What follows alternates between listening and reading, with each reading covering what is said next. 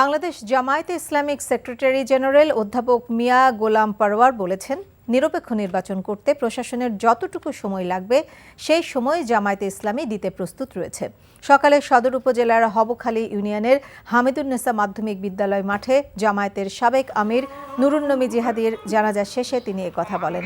তিনি বলেন, আগামী 6 মাসের মধ্যে এই সংস্কার শেষ করা সম্ভব। কাজ শেষ করার পরে অন্তর্বর্তীকালীন সরকারের উচিত রোড ম্যাপ ঘোষণা করা।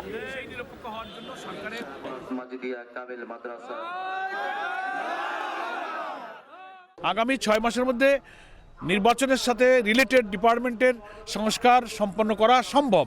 দেন সংস্কার কাজ সমাপ্ত করার পরে অন্তর্বর্তীকালীন সরকারের উচিত একটা ইলেকশনের রোডম্যাপ ঘোষণা করা।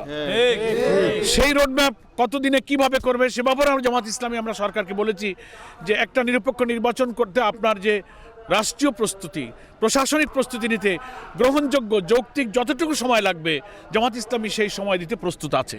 250টিরও বেশি ডিজাইন অপশন নিয়ে ওয়ালটন স্মার্ট ফ্রিজ, বোঝে আপনার প্রয়োজন।